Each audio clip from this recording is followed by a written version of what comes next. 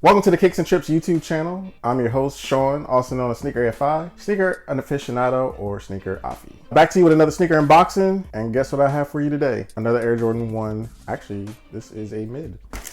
I lied, it's a low. Sorry about that. Again, you know me. At this point, you know that I am an Air Jordan 1 fan, specifically lows and mids. So, I've been buying a ton of them. This one right here, I bought. I haven't seen it released in the States, although I have heard that it is started floating into, I heard House of Hoops, so Foot Locker, House of Hoops, but I haven't seen it anywhere else. I've seen it on JD Sports over in the UK. I haven't seen it on JD Sports on the American side, and I haven't seen it on the Finish Line site either.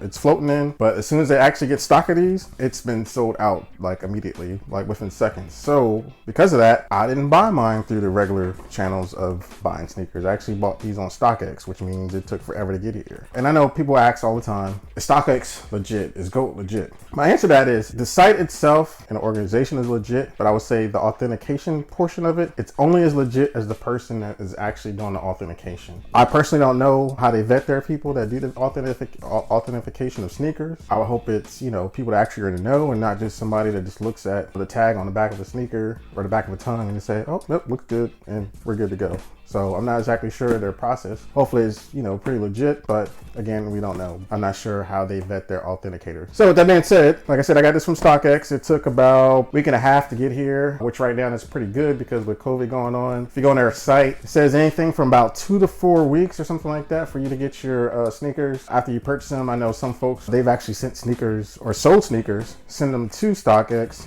and they still have not received payment. So COVID's really doing a big mess when it comes to shipping, as far as with just across the board in the sneaker, you know, sneaker world. Between StockX and GOAT, you're getting your sneakers a little bit longer. When you've been purchasing on the other sneaker websites, specifically Nike, they give a disclaimer that it can take up to 2 weeks. Up to this point, it hasn't really taken 2 weeks. As a matter of fact, I did some Nike IDs, last month, and pretty much those came in like 2 weeks. You know, normally when it comes to Nike IDs, depending upon the sneaker, it may take up to a month, but both of these, one took, I think, like 2 weeks from start to finish, and then the other pair took about 3 weeks, which was faster than some of the Nike IDs I did prior to COVID. Not sure what that's all about, but hopefully this will be over soon. Things will go back to normal, whatever the new normal is. So with that being said, I'm going to get to the kicks. Regular Air Jordan 1 mid or low box, nothing special. Black box, Jordan logo on the front, Jordan logo on the back, and the Go Jordan logo at the top. The official colorway is the Air Jordan 1 low, gin red, black, white, and this retails for $90. Inside, nothing special. As usual, it's the white Jordan paper with the 23s and gold.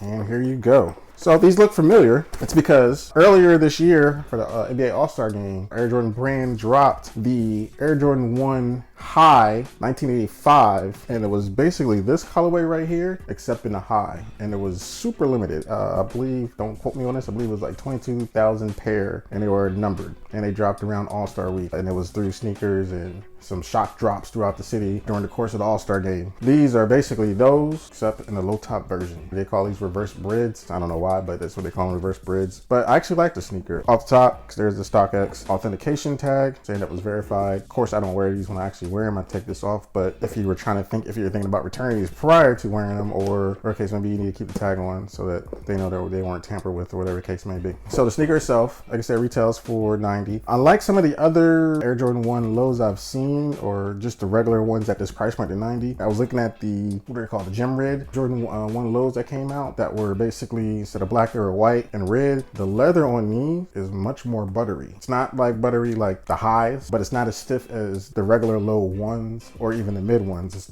a lot more softer. And I'm just assuming that's just because of the fact that the colors themselves are pretty much a classic OG colorway. You got some really soft leather here. It doesn't even feel as synthetic as the normal Jordan 1 low. So you got the black toe right there. You got the red along the sneaker itself. You got your Wings logo on the back. Got the red outsole, white midsole, and your paneling in the black. Now the paneling here on the toe and the paneling on the side are definitely not the same. This one's definitely softer. This one's definitely stiffer. And this is stiff like how you see the regular Jordan 1 lows in this price point. If you like the colors, you're really not even gonna worry about all that. Cushioning inside, no different than normal, just regular cushioning. Got your red Jumpman inside. Tongue is nylon with your Jordan Jumpman logo at the top. And that's pretty much all you got. Nothing you've never seen before, nothing new. Just a real smooth classic Jordan colorway in the low version. Personally, if this would be nice if these came in the mid, but I think if these came in the mid, that these would fly even off the shelf even more than they already have. Because again, these been selling out online. I haven't even seen them pretty much on any of the American websites other than StockX's and your GOATs, whatever the case may be. And the resale price on them currently right now isn't like astronomical like the highs that I've seen, especially not the 85 ones that came out prior to this. Just food for thought if you're looking for this colorway and you don't mind a low. Like I said, I love lows. So I'm gonna go ahead and hit you with the on feed of these and let me know what you think in the comments.